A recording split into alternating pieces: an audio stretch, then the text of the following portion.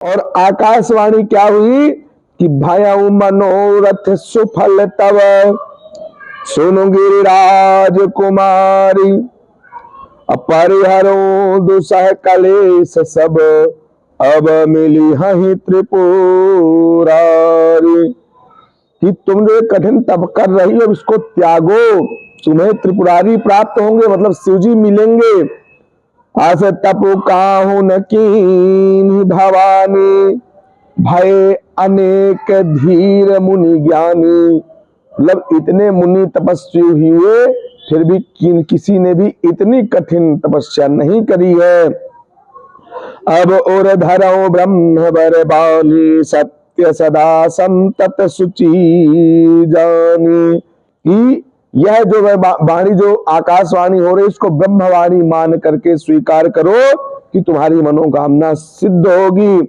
आवई पिता बुलावन जब ही, हठ परिहरि घर जायो तब ही, मिलहि तुम्हि जब सप्त ऋषि सा, जाने तब प्रमाण बागीसा। पिताजी तुमको लिवाने आएंगे, आवै पिता बुलावन जब ही, तब तुम घर को चली जाना अपनी हट को छोड़ करके। तुम्हें सप्त ऋषि मिले तो इस वाणी को ठीक ठीक समझ लेना कि वो समय नजदीक आ गया है। सुनत गिरा विधि गगन बखानी, पुलक गात गिरिजा हर्षानी। इस प्रकार उस वाणी को सुन करके पार्वती प्रसन्न हुई।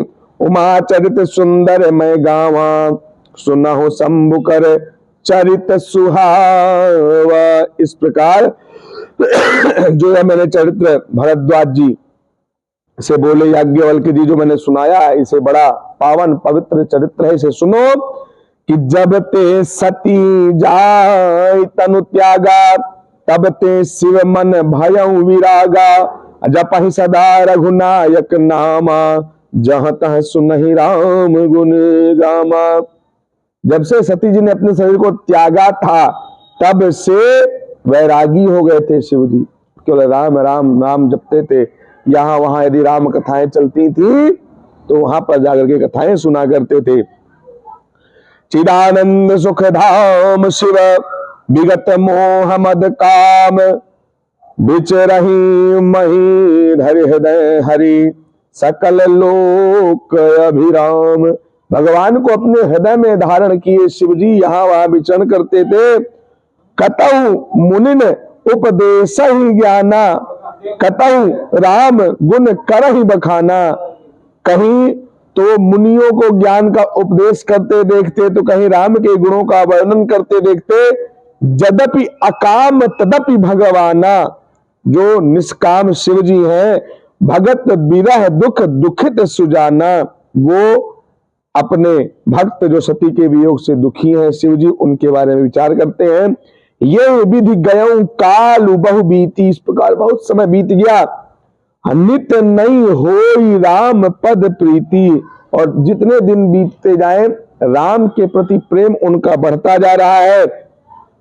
नेम प्रेम संकर कर देखा, अब चल हृदय भगति कई रेखा। मतलब रामचंद्र जी ने इस प्रकार जब कठिन तपस्या शिव जी की देखी तो प्रगटे राम कृतज्ञ कृपाला। राम जी प्रकट हुए दर्शन देने के लिए।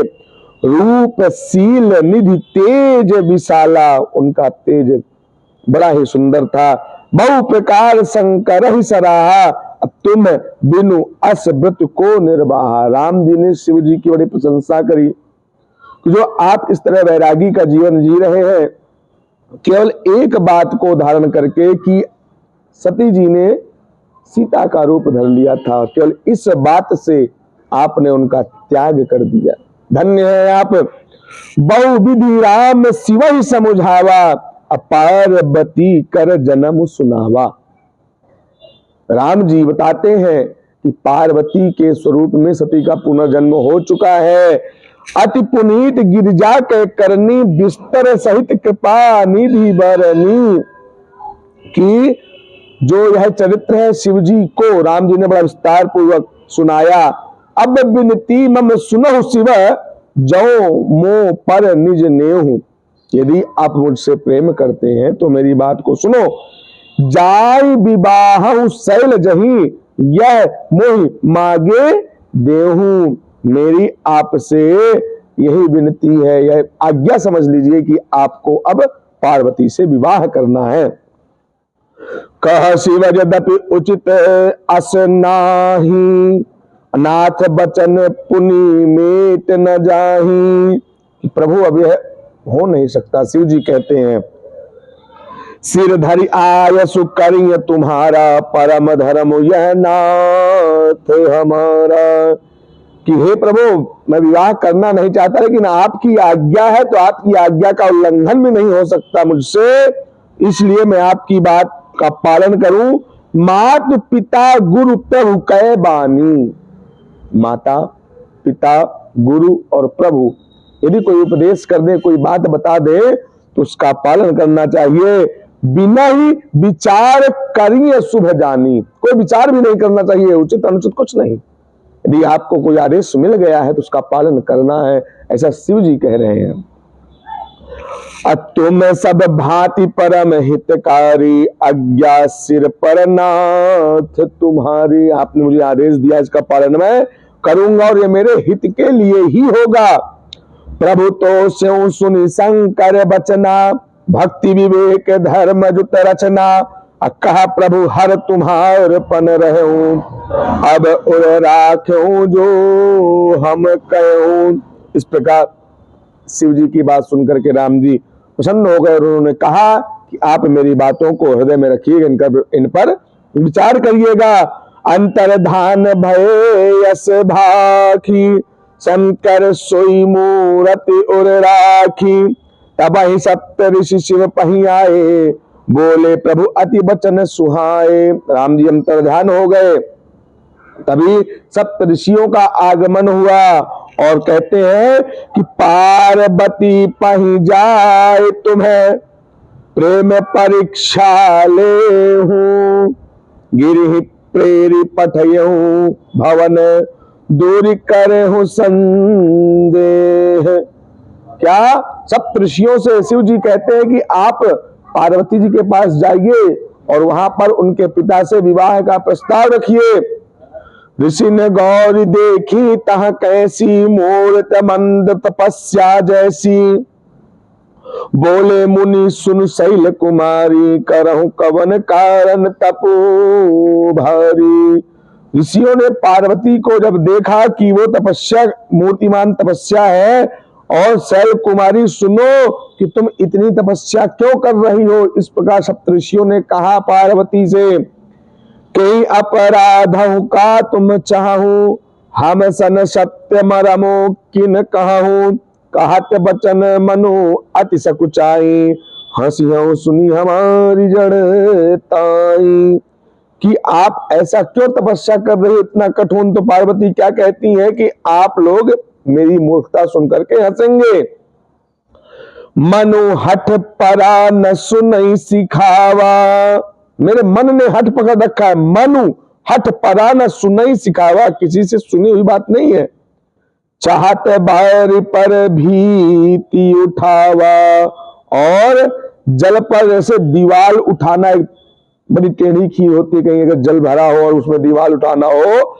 नारद कहा सत्य सोई जाना। नारद जी ने जो कहा है, बिनु पंखन हम चाही उड़ाना। मेरे पास पंख नहीं है, फिर भी मैं उड़ना चाहती हूं। बिनु पंखन हम चाही उड़ाना। देखा मुनि अविवेक हमारा, चाहिए सदा शिव ही भरतारा। मतलब मेरा एक प्रकार से अज्ञानता मेरी देखिए कि मैं शिव को पति के रूप में चाहती हूं, मेरी ऐसी कामना है। इस पर आप लोग हंस सकते हैं, मेरी मूर्खता समझ सकते हैं। सुनत बचन बिहसे ऋषि, गिर संभव तब देह। नारद कर उपदेश सुनी, कहूं बसे हो कि सुगे। ऋषि लोग पार्वती जी की बात सुनकर हंस तो पड़े, लेकिन कहा कि तुम्हारा शरीर पर्वत से ही प्राप्त हुआ है, तुम्हारा भला हो। और नारद जी ने जो बात कही है वह उचित है, लेकिन नारद जी की बात का भरोसा क्या है। नारद जी कब कहा क्या कह जाए, नारद जी के बात कहने से क्या किसी का घर बसा है क्या? कि नारद कर उपदेश सुनी कहूं बसे हूं कि सुगे, किसी के घर बसा है क्या नारद जी के कहने पर? दक्ष सुतन उपदेशन जाई तिन फिर भवन न देखा आई। दक्ष जी के पुत्रों को उपदेश दिया था, तो दक्ष जी के पुत्रों को सृष्टि का विस्तार करना था, लेकिन नारद जी जाकर के उनको भड़काए आए थे कि कहां इस घर के चक्कर में पड़ रहे हो, बड़ा फंसना होता है, जाओ तपस्या करो। तो नारद जी के कहने पर किसका घर बसने लग गया? अचित्र के तुकर घर उन घाला कनक कशिप कर मुनि असहाला। और चित्र केतु के घर को नारद जी ने ही चौपट कर दिया था। फिर यही हिरण्यकश्यप का हुआ। हिरण्यकश्यप को जब भड़काया गया था तब तो अपने पुत्र को मारने के लिए हो गया था, क्योंकि उसका जो पुत्र था वह प्रहलाद, वो नारद जी के ऋषि के आश्रम में ही, उसके कारण ही ऐसा भक्तिभाव उसका स्वभाव हो गया था। नारद सिख जे सुनहि नर नारी अवश्य होई तजी भवन भिखारी। जो पुरुष या स्त्री नारद जी की बात सुनते हैं उनका घर का हाल क्या होता है? अवश्य होई तजु भवन भिखारी, मतलब उनका जो हाल है भिखारी जैसा हो जाता है। मन कपटी तन सज्जन चीन्हा आप सरिस सब ही चहकीना। वो सबको अपना बनाना चाहते हैं मीठी मीठी बातों से, इसलिए नारद जी की बात